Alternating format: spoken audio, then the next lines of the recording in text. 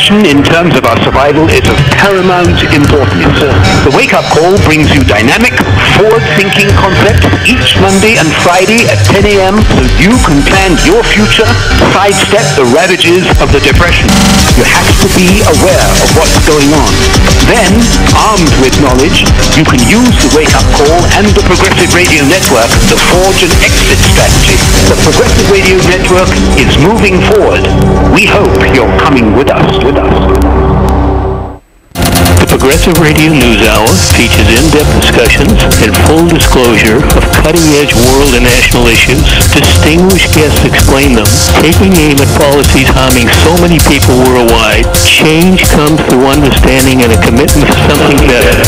The Progressive Radio News Hour is dedicated to working for it by providing listeners with vital information they need to know. Listen Thursdays at 11 a.m. Eastern Time, as well as Saturdays and Sundays at 1 p.m. Eastern Time. The Progressive Radio Network is moving forward, and we hope you're coming with us. You are listening to the Progressive Radio Network, your source for news and information.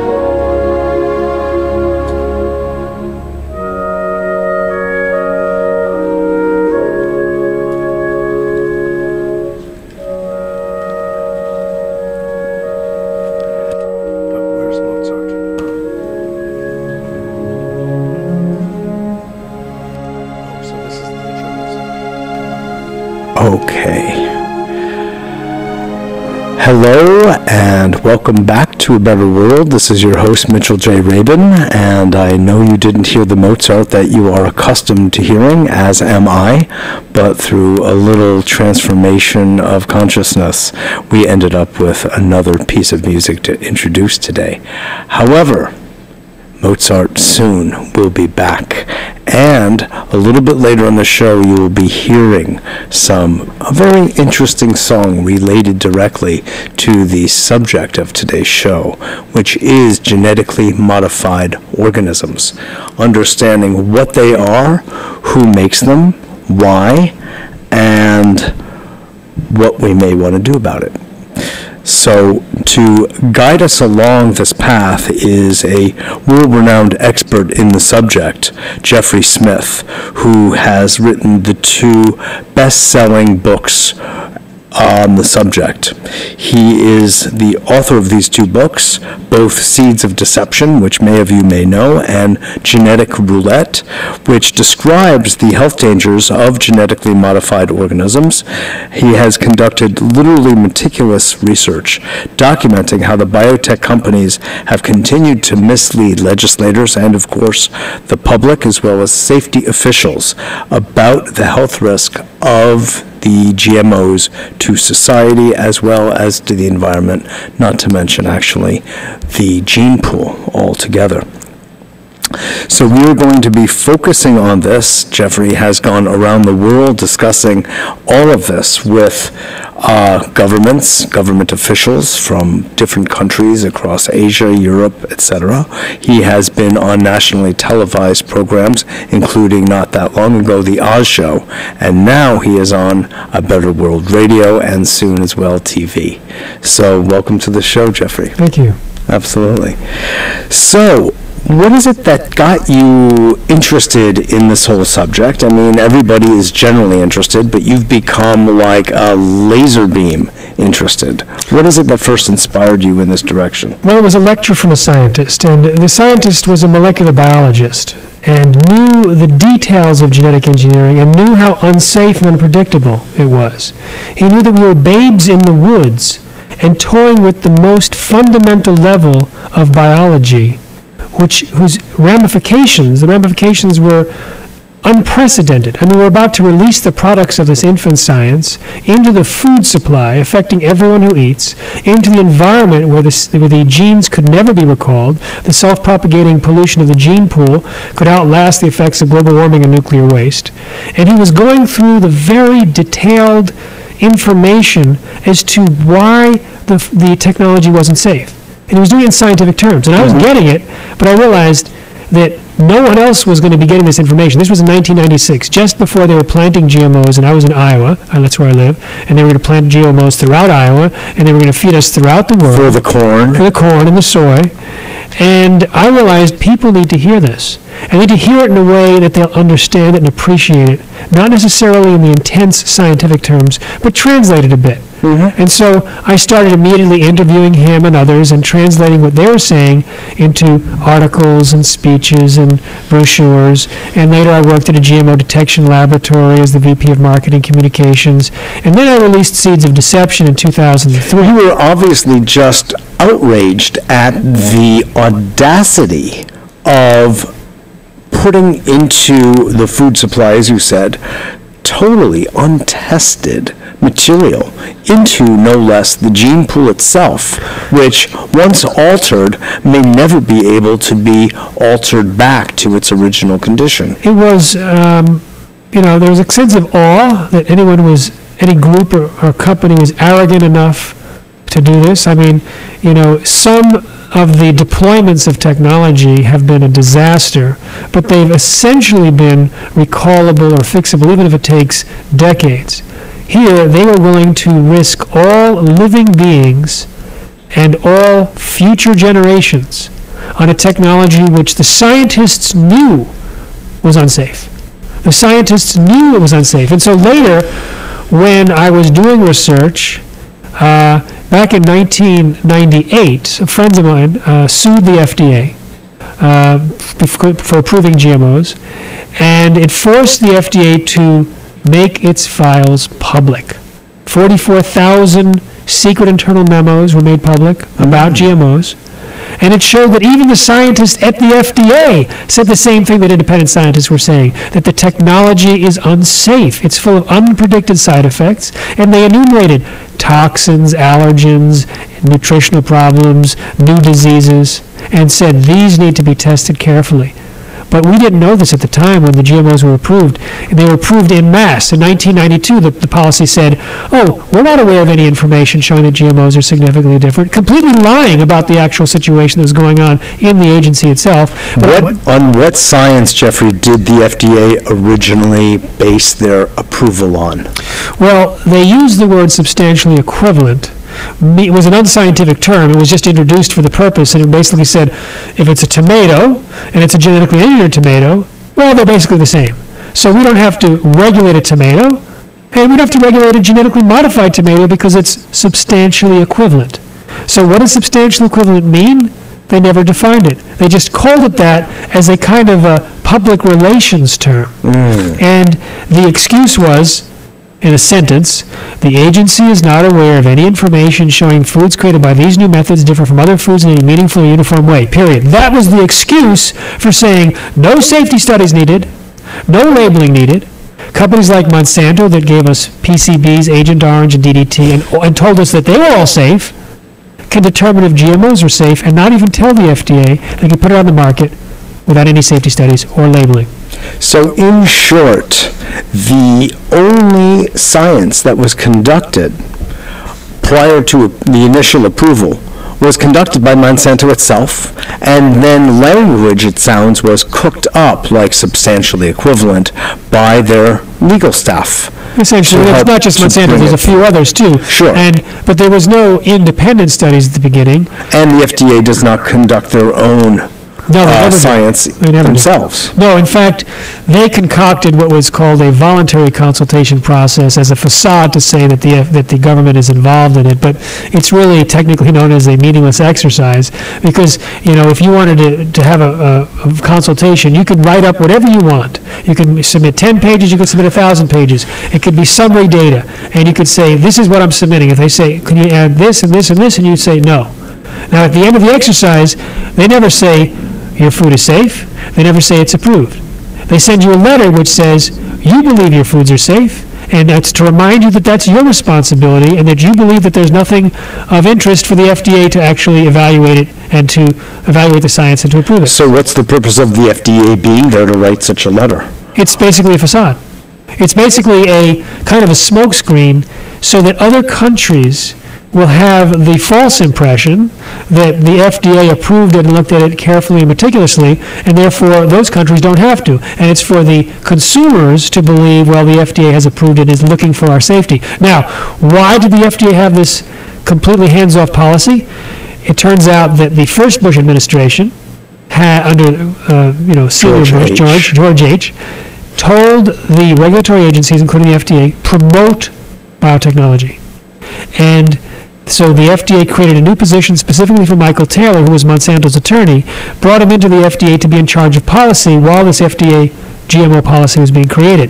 Now, Taylor oversaw this policy, gave a green light to GMOs without any studies, then went to the USDA to work on GMO policy, then became Monsanto's vice president, and now the Obama administration put him back in the FDA as the U.S. food safety czar.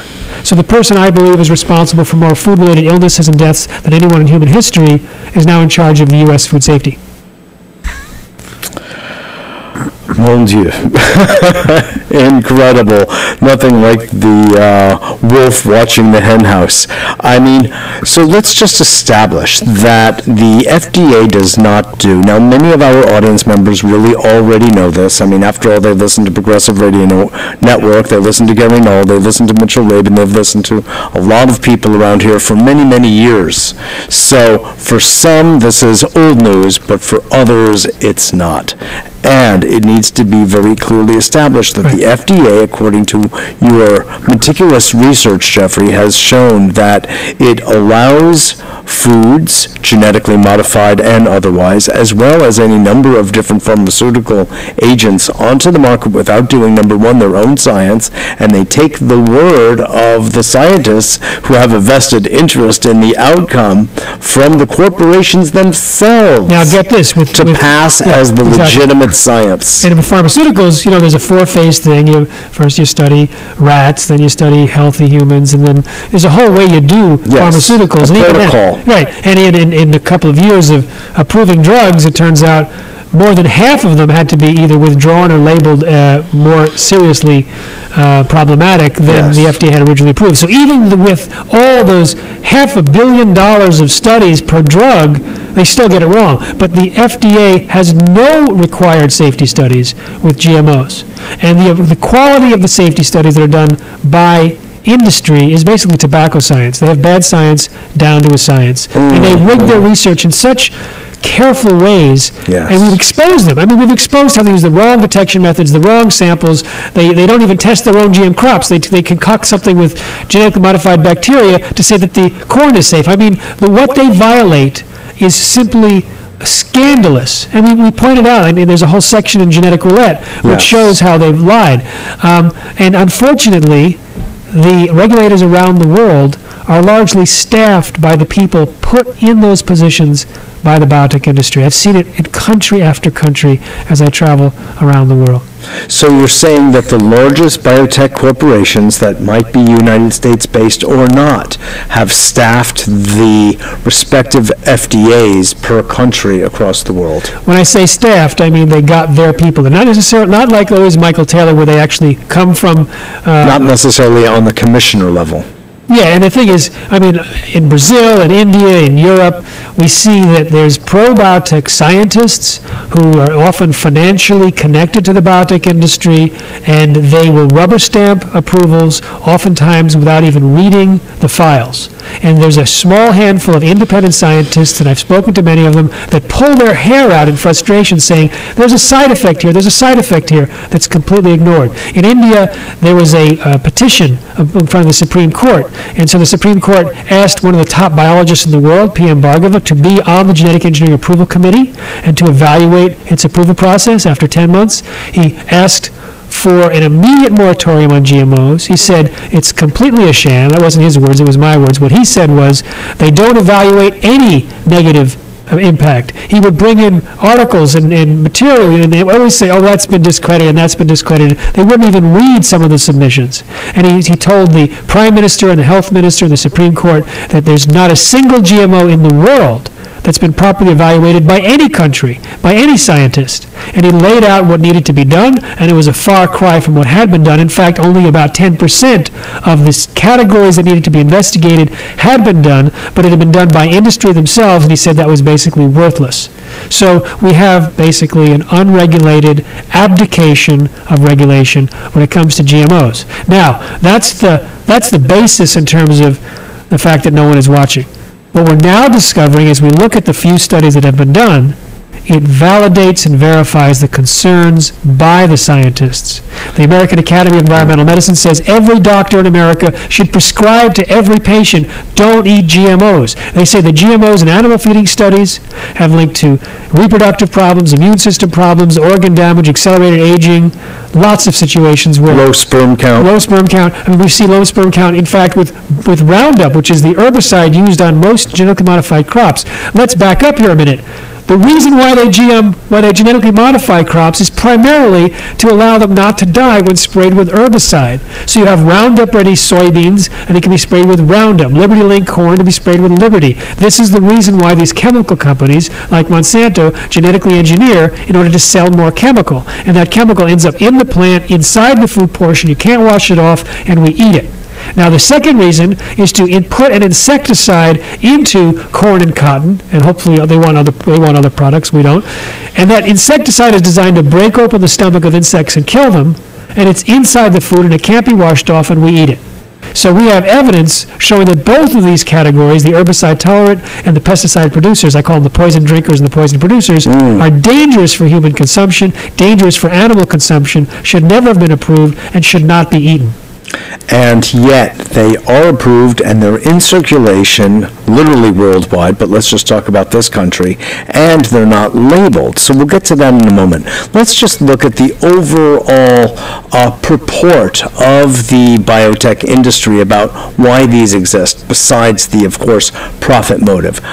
There's a myth, which is, maybe you can elaborate, that in order to feed the number of billions of people we have on this planet, we need genetically modified foods. Talk about that. This is the public relations spin, and it's not even believed by the people who work at the companies. I talked to a former Monsanto employee, Kirk Azevedo, and he had been recruited to sell Monsanto's cotton, genetically engineered. And what he did is he studied the company and read the words of the CEO, Robert Shapiro, and was completely moved by all the fantastic things that GMOs were going to do. And so he was happy to move into this company that was going to change the world. He had a new employee orientation meeting in the headquarters in St. Louis, and we got up and told his fellow new employees how excited he was and started to recount the words of Robert Shapiro. And after the meeting, he was pulled to the side by a vice president who said, wait a minute. What Robert Shapiro says is one thing. What we do is something else. He's the front man that tells the story. We don't even know what he's talking about. We're here to make money. So he just realized he's just for another profit-driven company that had nothing to do with this bold initiative to feed the world. Now, the experts at feeding the world scoff at this and know that the GMOs actually reduce the ability to feed the world. They reduce yield. They take money away from more appropriate technologies that do increase yield, like sustainable agriculture, etc. That it's very risky. It takes a lot of money to do, and it also wipes out the biodiversity, concentrates the food supply in the hands of a few multinationals, eliminates farmer independence, and ties up intellectual property and patents, so it takes it out of the common good. So there's all sorts of reasons why it's terrible to feed. It's terrible to use to feed the world. Now, I was at a conference in Des Moines with some of these experts who had done part of this ISTAD report, the most comprehensive evaluation of agriculture in history, over several years, 2,500 pages, over 400 scientists co-authored it, signed by 58 countries, sponsored by UN, etc. And the co-chairman of the report, Hans Herren, who I interviewed as well, he told the whole audience and affirmed what they already knew, that GMOs had nothing to offer to their goals of feeding the world, eradicating poverty, or creating sustainable agriculture. The next morning, the U.S. Secretary of Agriculture was there, Tom Vilsack, who had been Monsanto's governor of the year when he was the Iowa governor in 2001. And he was... Monsanto has a governor of the year? Yeah, well, anyone, they can give award. Actually, the biotech industry gave him the governor of the year. He gave Monsanto an award the year before. So, you know how it is. Cozy. So I was online to ask a question, and he had gotten applause the whole morning. It was very cordial and very welcoming. And finally, I was the last questioner. And I asked him a question about GMOs, and midway through his answer, he paused and said, a lot of people are concerned about the growing population. And he started to give this party line of Monsanto. The Shapiro rap. And what happened was amazing. These PhDs and experts started quietly and then less quietly mooing and hissing. Oh my God. It was the first negative feedback he had gotten. And he quickly got himself out of it and says, well, I'm just telling you what I've heard other people say, and then got out of the subject quickly and took his exit. Now, the next day, he was speaking at the World Food Prize, same city, I was there, and again was spouting the rhetoric of feeding the world, because that was sponsored by Monsanto and DuPont, who owns Pioneer and Dow and Syngenta and Bayer. So it turns out that when he's around the boys, he's willing to spout the rhetoric that perhaps he knows is untrue. But when he's around the scientists... he gets nailed. Very interesting. Will you tell the story, since we're now entering the science portion of really looking at the dangerous effects of GMOs? There was a particular scientist, I believe you were telling me, in England who got a gag order after he came forward. Will you tell us that? Oh, yeah. This is a great story because... You're a great storyteller anyway, so thank it's you. just perfect that I asked you to do this. Once upon a time, in Aberdeen, Dr. Arpad Pusztai, world's leading expert in his field, was given... Doesn't sound British. No, he's from Hungary originally, but he escaped during the Soviet Union because he wanted to go to a free country. He told me later that what was happening in the science world of UK was far worse than the Soviets, and you'll hear why in a moment. Yes. So because there was money involved. Yeah, right. He was given a $3 million grant from the UK government to figure out how to test for the safety of GMOs. The protocols that he was going to create were going to be put into EU law so that any GMO introduced into the continent would have to go through his testing protocols. So he took genetically modified potato, which produced a harmless insecticide, harmless to mammals and humans, but not to rats. He had studied this insecticide for 7 years. And he fed this genetically modified potato to one group of rats as part of this preparing of the protocols. Another group were fed non-GM potatoes, another group was fed non-GM potatoes, plus their diet was spiked with the same insecticide that the GM potato produced. But only the rats that ate the genetically modified potato got sick. Those that ate the non-genetically modified potato that also ate the insecticide, they did not get sick. So it was not the insecticide that caused the problem in the rats. It was somehow the GMO. Yes, the fact that it was genetically modified. You see, when you take a gene and you blast it into a plate of cells through a gene gun or infect it through bacterial infection, which is how they do it. Then they clone the plant. They clone the cell into a plant. It causes massive collateral damage. up to 5% of the naturally functioning genes can change their levels of expression. There could be hundreds or thousands of mutations, and this can create new allergens, like Monsanto's corn has a new allergen that was switched on, contain higher levels of allergens, like Monsanto's soybeans have as much as 7 times. It can create freaks. It can create freaks. We don't really know what it can do. No, it's a genetic roulette. It's like throwing a dot. It's like that's your book. That's the name of the book, and that was where it comes from. Yes. So he discovered that these so-called harmless potatoes had caused massive damage to his rats. They caused potentially precancerous cell growth, smaller brains, livers, and testicles, partial atrophy of the liver, damaged immune system. 10 days. It took 10 days to have these effects. Now, he went public with his concerns in an interview on TV with the blessings of his director and was a hero at his institute for about 2 days as the media erupted. Here was one of the leading scientists in the world saying he doesn't think that the population should be treated as guinea pigs, and he wants to see real science on GMOs. Well, 2 phone calls were part of which he was just conducting. Yes. So he said, it turns out that the show aired on a Monday evening, and on Wednesday morning he was summoned before the director, who for 2 days had been touting the research as world-class and earth-shaking. Extolling him. But the night before, he received 2 phone calls from the UK Prime Minister's office, and that morning, he fired Dr. Pustai after 35 years, silenced him with threats of a lawsuit. They disbanded the team. They took away the data. They never implemented the protocols in the EU government. Instead, the Institute, the government, and a whole group of scientists, pro-GM scientists at the Royal Society, underwent a campaign to destroy the reputation of Dr. Pustai. Now, he was unable to respond because of the gag order, but 7 months... So you're saying they also put a gag order on him? Yeah, he said if he speaks... No, it wasn't a gag order from the court. It was a threat that if anything he said caused economic damage to the Institute, he would be held personally responsible and he could lose his pension, his house, etc. So he was unable to respond, and he had letters to the effect that he couldn't speak. Now, after 7 months, he was invited to... this is so disgusting. Well, unfortunately, it's repeated all over the world with respect to GMOs. Yes. I mean, I've seen it.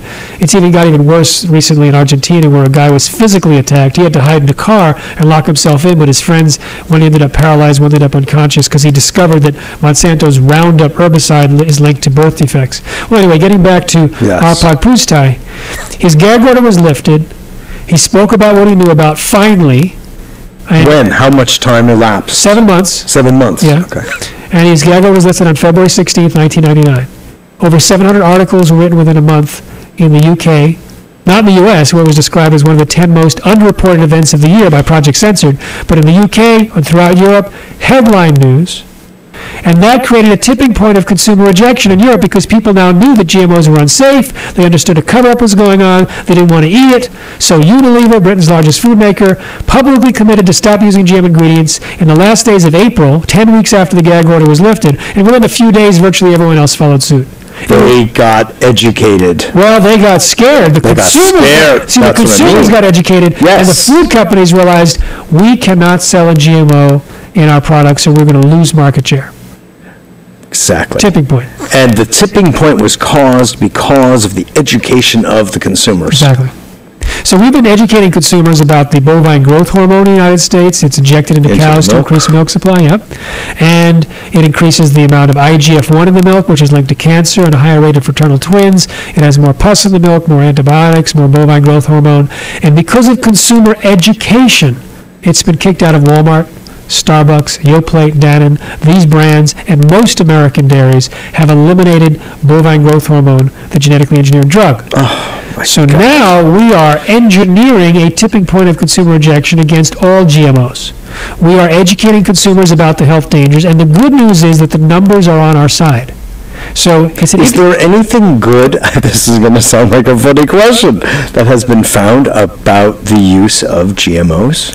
Well, if you talk about... I mean, if a woman wants to have fraternal twins, I guess that's the only thing I could think of. In fact, the Journal of Reproductive Medicine says that the high rate of U.S. fraternal twins is because, compared to the UK, is because the UK banned bovine growth hormone and the U.S. hasn't. And fraternal twins are not necessarily a good idea for the health of the mother or the kids. Correct. But... here's the thing. I'm not against the I'm process. just trying to see some good in this. Let's review before I talk about the tipping point, and let's say that for the end because that's the good. Let's let everybody know this is Mitchell J. Rabin on A Better World on Progressive Radio Network. You are listening to this show with Jeffrey Smith, who is the author of Seeds of Deception and Genetic Roulette, and we're talking about the horrors of genetically modified organisms and the utter importance of educating one and all about them so what happened in Europe can also happen here.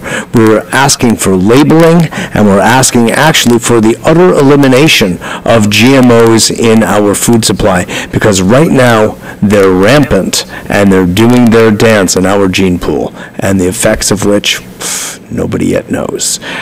Why don't we take a moment and listen to a song that you gave me earlier? Yes, Rob Herring. You're going to remember this name because you're going to want to get it from iTunes after this. Rob Herring. He's got a beautiful song. He actually approached me at a conference and asked me to hear this song, and I loved it. So he's just put it up in iTunes. It's called Question What's Just last week, right? Yes. Yeah. And he's going to give half of the 99-cent download fee to our nonprofit Institute for Responsible Technology to help us in our fight to end the genetic engineering of the food supply, which I'll explain what we're doing about it later. It's good. Exactly. But listen to the excerpt of the song. It's a 5-minute song, but we only have 2 minutes right now to listen to. And so, anyway, enjoy it. Absolutely. But it's all for the future of the world and the farms we need. What do you think your children are gonna eat when all the food is owned by one company? Once they patented every single seed, I'm not making this up. You can look this stuff up, but don't pull out your smartphone so soon. Can't you wait till the end of the tune? All the seeds are modified genetically.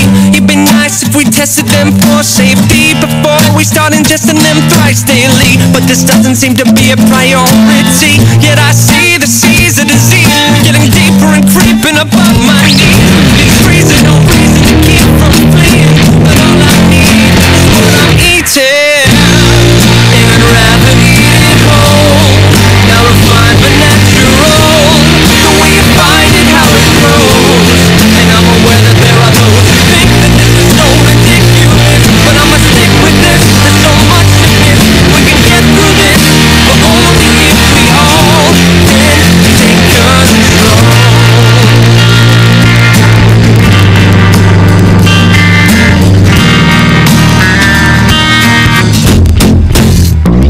If I had the last word, I'd warn you of all the hazards. But these bastards are mastered getting lost past faster before the evidence is explored and not after. So science stays hidden and we're given a disaster. But if enough folks can uncover this hoax, we might be able to expose the dangers of GMOs. And who knows, if we reverse the flow of this trend, it might send them a message, help it come to an end. So help us all out and read about this stuff. Now we might just stand a chance to stand up to the man, or we can all raise our hands and demand some answers. And when we call them bluff enough, they will be peeing in their pantsuits. Cause not one study proves this stuff's safe, and it pains me to face the fact that we won't be able to trace anything back, because the labels will lack the fact that it's not accurate.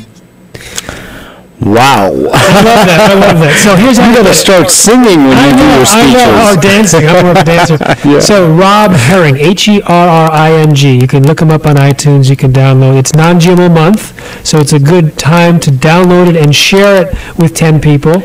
Let other people know about it, and if they download it, then every time they do it, Definitely. about 50 cents goes to our efforts to end GMOs. Excellent. And this is GMO Month, or Non-GMO. Non-GMO Month, thank you. So we're celebrating here at A Better World. And that was the first radio airing of that song, by the way, I think. Is it? All right. Thank you, Rob. And we're glad and honored to be the first. Now, what I want to do is I want to jump into the guts of things, okay? Please. It's like when I talk about GMOs in any conference type setting or public speech, I do a pre and post test, and nearly everyone in the room has decided to become more vigilant at avoiding GMOs after even 15 minutes of some of the dangers. So I'm going to give you just a taste of some of the risks that are in GMOs to give you a sense of why it's a good idea to avoid them. Yes, and why all of Europe has decided to do so. Yes. So rodents fed genetically modified soy, This is reproductive problems. We're just limited to that for now. Changes in the testicles, changes in the young sperm cells. One study showed the testicles change from pink to blue. Uterus changes, ovary changes, hormones changes in the female rats. The embryos, the DNA of the embryos function differently when the parents are fed GM compared to non-GM soy. One study showed that when mothers are fed GM soy, more than half of their babies died within 3 weeks. The babies were also smaller and could not reproduce, and that was compared to a 10% death rate among the offspring of mothers that were fed non-GM soy. There was a hamster study. By the third generation, most of the hamsters fed... And since so many humans in power are rats, it's even more relevant. I'll give you another line about that in a minute. So the hamsters, by the third generation, most lost the ability to have babies. It was also 4 or 5-fold rate of infant mortality. Some had hair growing in their mouths. Now, one of the studies was done by a Russian scientist, and she was told that she couldn't do any more studies on GMOs because her boss was under pressure of his boss, the Standard story. One of her colleagues tried to comfort her by saying, well, maybe the GM soy will solve the overpopulation problem. She was not impressed. Now, the Austrian government did a study on Roundup Ready corn that was also producing BT, and the mice had fewer babies and smaller babies. Now, that's just the reproductive side. Okay, we don't know if it's the genetic engineering, we don't know if it's the extra herbicide Roundup in these crops, we don't know exactly because typically there's no follow-up because the authors are unable to do that follow-up. Now think about the insecticide that is produced in the corn and cotton. It's called BT for Bacillus thuringiensis, it's a particular type of soil bacterium. And they take the gene from the bacterium and they put it into the corn and cotton. So every cell of the plant has like a little spray bottle which sprays an insecticide which breaks up in the stomach of certain insects and kills them. And we eat that when we have corn, some corn. Now, GMO corn. GMO corn. The EPA, which has registered these plants as pesticides, said that's not a problem because BT has a history of safe use in a normal bacterial state because they can spray the bacteria on plants. They even do that in organic farming. And that the BT is destroyed during digestion and it doesn't affect mammals or humans. All three of those are false. With peer-reviewed published studies, we know hundreds of people sprayed with the natural BT got allergic and flu-like symptoms. Now in India, thousands of farm workers picking the BT cotton are getting those same symptoms, rashes all over their bodies. We know that mice that were fed natural BT had immune system responses. Now mice that are fed BT corn are getting immune system responses, as well as rats. And we know that it's not destroyed in digestion because we find in a recent study in Canada, 93% of pregnant women had the BT toxin, the insecticide from Monsanto's corn, in their blood supply, and in the blood supply of 80% of their unborn fetuses. Now, where did they get such high levels and such high frequency of intake of BT toxin? Well, the authors claim it was because they were eating the meat and milk from animals that were fed BT corn. Now, I'm not sure if the BT is going to last through that kind of system. But here's what's even worse. Yes. The only human feeding study ever published showed that the gene inserted into soybeans, most of it transferred into the DNA of the bacteria living inside our intestines and probably continued to function. So these folks had Roundup Ready gut bacteria, which means long after we stop eating GMOs, we still have these foreign proteins produced continuously inside of us. Now, they only tested this on soybeans and then they pulled the plug on the research. They never tested this on corn chips. If you eat a corn chip made of BT corn and the gene that produces the BT toxin transfers to our gut bacteria and continues to function, it might turn our intestinal flora into living pesticide factories, producing continuously a fresh dose of this insecticide, which may be the reason why 93% of pregnant women had the BT toxin circulating in their blood. So we may be colonizing the gut bacteria of North Americans with these genetically modified genes. To think that hydrochloric acid, with all of its intense potency, designed by nature herself, is not able to break down these bacteria so that they survive ingestion. It's sort of like the genes with it. It's not the bacteria itself, it's the genes from the bacteria that's been inserted into corn and cotton. I see, yes. But it's close enough. Still in all, we see that there's something impenetrable in this. Well, diabolical is a better word, but impenetrable too. Yes, right, both. What we have here is a potential catastrophe of unprecedented proportions. Now, consider this. They're feeding the products of this infant science to the entire population, putting it into an environment where it can never be recalled, and they're not evaluating to see whether the GMOs introduced in 1996, when 7% of Americans had at least 3 chronic illnesses, were responsible for the skyrocketing of that to 13% in 9 years. They're not looking to see if GMOs are related to the doubling of food-related illnesses between 94 and 2001, or the increase in autism, or allergies, or digestive problems, or reproductive problems that have all been on the rise since GMOs were introduced. So in short, you're really saying, Jeffrey, that the public health profile of the United States citizens changed significantly with the introduction, or within the following years of the introduction of GMOs into the food supply. No doubt about that. We have the graphs. We see the graphs on the rise. Yes. But we don't have... And there's no other variable that has been able to be cited. No, there are other variables because the food supply is under constant attack from industrial agriculture and industrial food processing. So we cannot say for sure that we can isolate the ingredient. Like, for example, many doctors tell me that they prescribe non-GMO diets to patients. So I went and interviewed 7 patients in a clinic in Chicago. Incredible improvements. However, in order to get rid of GMOs, they switched largely to organic, unprocessed foods. Some also cut out wheat and gluten and dairy. So it's like there's cofactors. However, in the same trip, I talked to veterinarians who took farm animals off of GM corn and soy, putting them on non-GM corn and soy, no other changes in the food supply, and they got better. The death rates, the stillborn rates went down, the litter size went up, the overall health improved just by changing from GM to non-GM. I talked to another veterinarian in the same trip, and he talked about pets. He said, cats and dogs, the pets in our home, are the only animals that enjoy the byproducts of the same processed foods that humans eat. It's the same industrial food supply that ends up creating the pet foods as part of that extra waste or so. So he has noticed that when GMOs were introduced, the level of allergies in cats and dogs skyrocketed, the amount of itching cats and dogs. And so when he hears that from his clients and people that write him because he has a syndicated column, he tells them switch him to organic, and the allergies go away.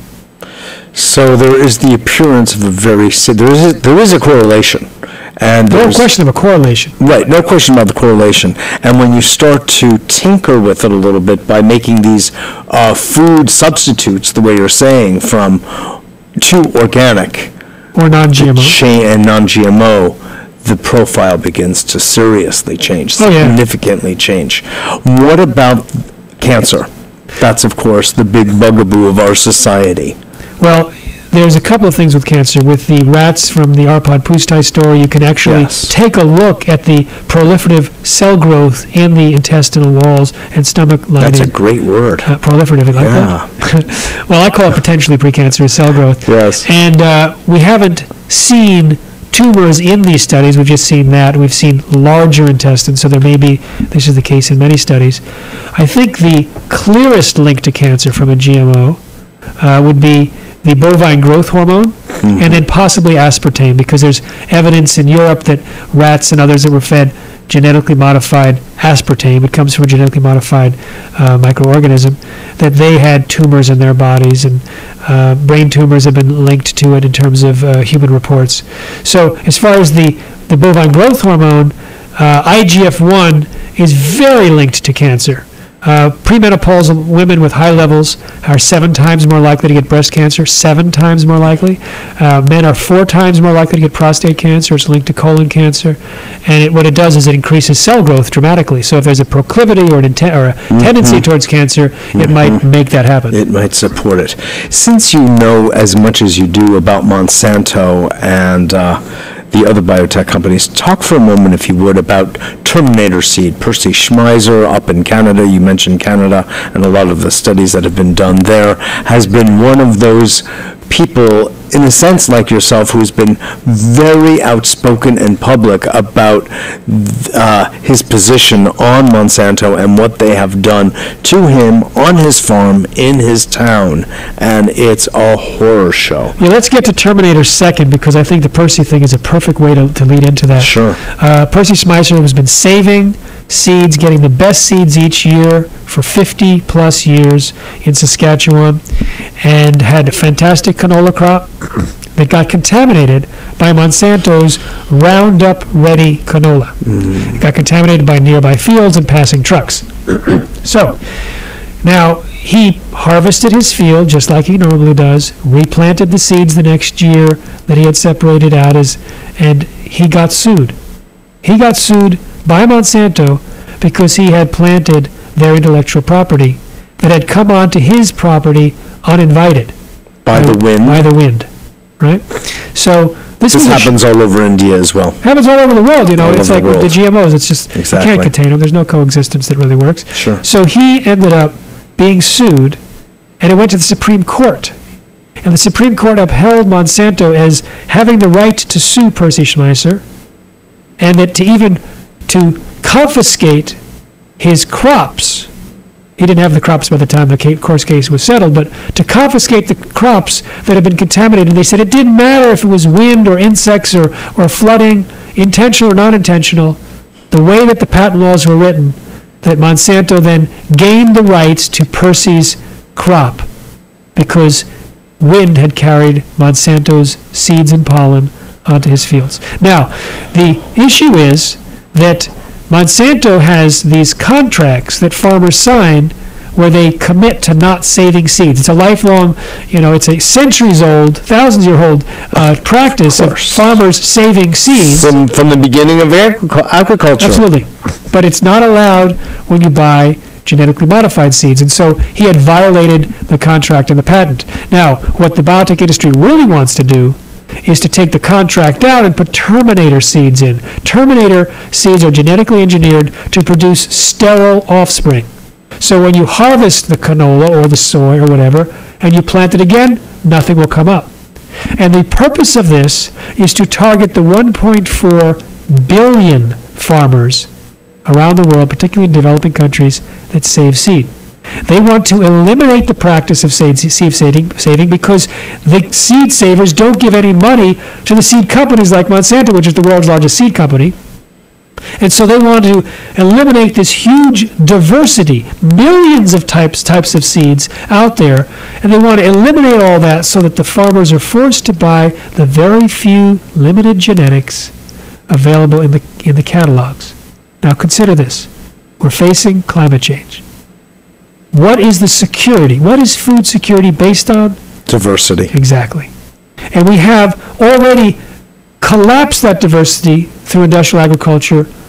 Monocrop farming. Yeah. There were 250,000 varieties of rice before the, quote, Green Revolution. It knocked it down to about 50. Fortunately, Vandana Shiva is saving a lot more, but it's like an absolute catastrophe, an extinction of 90% in some cases of the varieties of fruits and vegetables. It's the veritable destruction of nature, Jeffrey. And it's now, really what it is. The biotech industry wants to take it down astronomically further by eliminating seed saving. And fortunately, the international outcry against Terminator has been sufficient to keep it off the market. But this is what they're willing to, willing to risk the future of life on Earth, including their own children and grandchildren and great-grandchildren. However, in the White House, they eat organic. In this and the previous White House, they eat organic, and they don't eat GMOs in the Bush administration White House or the Obama administration White House. My God, let's come around. Thank you for that. That really helps to fill out the larger picture. That's very important, because if you're not looking at the seeds, you can't really consider what's then being grown from the seeds. So it covers the whole gamut. Let's get into the labeling issue, which you are so outspoken about, and there is a march that you helped to catalyze beginning in Brooklyn just this past Saturday, marching down to Washington, D.C., over 16 days with a stopover at the United Nations. Yes, we did the United Nations on Saturday. We left the Flatbush Co-op at about 10 a.m. On Saturday, had a big rally at Grand Army Plaza. A lot of great speakers there. Gary was there. Yes, Gary Knoll was there. He was great. He said some beautiful things. Anyway, there's been a lot of support. Dr. Bronner's president was there, David Bronner. He's doing the march all the way to Washington. The head of Rapunzel Chocolate, he actually formed 2 marches in Germany with 8,000 people going 600 or 800 miles. And so he and his crew joined the march, and they brought someone from Italy, and there's someone there there's a Palestinian, there's someone there from Ireland. It's a real international scene. And so I marched with them over the weekend for a couple of days. I still feel it in my legs. And they're going 16 days, and they're ending on October 16th, which is World Food Day. There'll be a big rally in front of the White House. A lot of great speakers. If you're around, definitely go there. It's worth the trip. But you can check also online, and you can pick them up along the way at Right to Know March. Now, the word 2 is actually the number 2. So Right to Know March, Right to Know March.org. You can find out where they are during the next 16 days. Join them for a few hours or a few days. You can camp along the way if you'd like. But on the 16th, which is World Food Day, there's going to be rallies all over the country. So click over from that website or our website, responsibletechnology.org, and go to where you'll see rallies all over the country. And this month is Non-GMO Month. So you can also go to non-gmomonth.org and find other events going on. I'll be speaking in California for 3 weeks, as well as in Seattle a couple of times in the middle of the month. And so we're seeing now a kind of a popcorn effect where people all over the country are getting involved spontaneously. Like, for example, a grandmother in Chico, California, woke up one day and had an epiphany, as she called it, where she said, we need to get a ballot initiative on the California ballot in 2012 for labeling of GMOs in California. And so this was on January 20th when she had her awakening. About 2 months later, after she'd done her research and created a website, she went public, one voice. 6 months later, 70 groups, approximately 70 groups around California had formed to try and make this vision a reality. And so I'm certainly going to be supporting that. That is so impressive. Yes, it's fantastic. So labelgmos.org is her site. So tell what the march is really about regarding, because most people don't know that GMOs don't have to be labeled. In fact, Monsanto and their brethren are so powerful in Washington that they have been able to legally mandate the situation where GMOs do not have to be labeled. Over 50 countries require labeling of GMOs, but not the U.S. And so we can't necessarily tell easily if a product has genetically engineered crops in it or not. I'll tell you how to do it in a minute. Yes, There's some tricks, and I'll make sure everyone knows that. Yes. Now, the reason why there's no mandatory labeling is, again, the same reason that the GMOs were fast-tracked. The biotech industry has gotten the White House, since the first Bush administration, to continue to order the FDA to promote biotechnology. So the FDA knows that 53% of Americans, the majority of Americans, would avoid GMOs if they were labeled, and that 90 to 95% of Americans want GMOs labeled. But they will ignore 9 out of 10 Americans in order to support the economic interests of 5 biotech companies. And so they do not require labeling. This is so sick. However, we're seeing it is terribly sick. So the Right to Know March is demanding labeling, which is the right to know, and in my mind, it's the right to reject and stay healthy. Correct.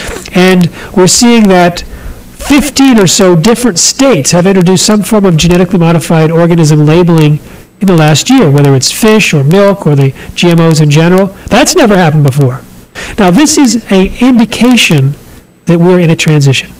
We have the makings of a non-GMO revolution. Yes. So now, let me introduce how we stop GMOs. This is a very important information that everyone, I think, will be happy to hear, because it's kind of a horror story unless it has a good ending. It has a great ending coming soon. Yes, fabulous. All right. Go for it. So, now, if we can get Kraft Foods, for example, the largest food manufacturer in the United States, to notice a drop in market share because GMOs are in their products, since there's no consumer benefits to GMOs, they will quickly eliminate GMOs in their U.S. food, as they already have in their European and Japanese line. Oh, they've already done that. Yeah, because of consumer concern. So the same companies that sell us GMOs have removed them in Europe, and they're watching closely to see if the anti-GMO movement gains traction. And so they will take advantage where they can. Yes. Of course, that's what they do. Now, once they see a drop in market share where they can link it to GM ingredients are finished. So how many people do we need to show that dip in market share? We think as little as 5%. 15 million Americans, that's only 5.6 million households. Now, how do we get that many people to avoid GMOs? First of all, we have a non-GMO shopping guide, non-GMOshoppingguide.com, and an iPhone application called Shop No GMO. And we have a handout you can get. You can download a two-sided piece. You can order the pocket guide and give away lots of them to friends. So we have... And they can order them on your site? At non-GMOshoppingguide.com. Got it. And there's thousands of products that have been enrolled in the Non-GMO Project, which is a third-party verified system for making non-GMO claims. 5,500 products have been enrolled, more being enrolled every day. So we have a chunk of products that people can reliably call non-GMO. Yes. So how do we get people to make that transition? If we only need 5%, we can go to people that really want to avoid GMOs and want to know why and want to know how, and we can eliminate GMOs from our food supply without having to convince anyone who's resistant. Because 28 million Americans already buy organic on a regular basis. In fact, 53% of Americans, as we said, 159 million, say they would avoid GMOs if they were labeled. If 9 out of 10 of those are lying, we still get our 5% and tipping point. Yes. So we can bring the information to the receptive mothers of young kids, to the doctors and progressive medical establishments, their patients who are desperate for trying to find what to eat so that it doesn't hurt them. We can bring it to health-conscious shoppers that buy at health food stores. We can bring it to green groups and chefs and religious organizations. And they're proliferating, actually, yes, across the country. So what's happening is we've been working at this. I've been working on this for 15 years, and starting at the beginning of 2010, we have never seen a level of activism as we're seeing now. And by 2011, millions are now engaged. So we have on our site, which is responsibletechnology.org, that's for the Institute for Responsible Technology, responsibletechnology.org, you can sign up for the Non-GMO Tipping Point Network. And join groups in your area or join national groups that are bringing us to the demographic groups that I talked about, like parents and campuses and schools, etc. And you can join the ranks, whether it's a click and send revolutionary where you simply post stuff on your Facebook, or whether you want to show the new film that just came out last week called Scientists Under Attack, which talks about Arpad Pusztai and interviews this guy. He interviews this guy we talked about, interviews a UC Berkeley professor who he was smashed by the probiotic forces when he discovered contamination into the indigenous corn varieties in Mexico. So we have free videos on our site, free articles, free audios. We have all sorts of materials. Come get educated. Yeah, you could sign up for the free newsletter called Spilling the Beans. And so we have a whole plan to end the genetic engineering of the food supply, and we welcome people to participate in what is going to be the non-GMO revolution.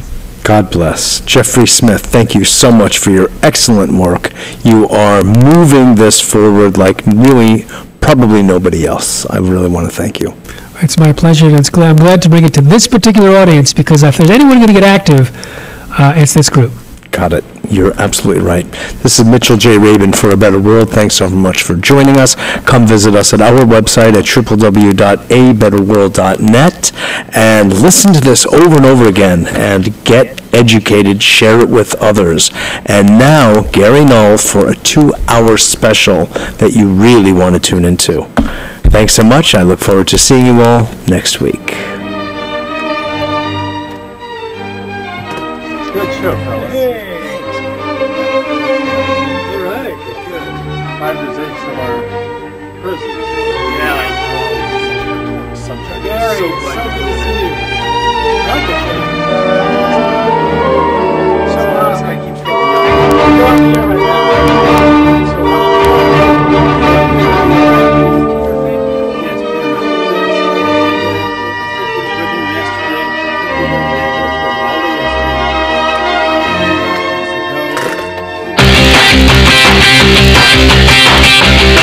Come to the Progressive Radio Network each day for the best progressive minds in the world.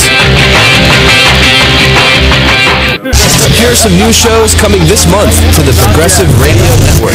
American Jobs Alliance with Curtis Ellis. The American Jobs Alliance is a movement of Americans from every region, every walk of life, and every political persuasion who believe jobs should be America's top priority. Fitness Express with Anthony DeMarco. Each week here on the Fitness Express show, we'll introduce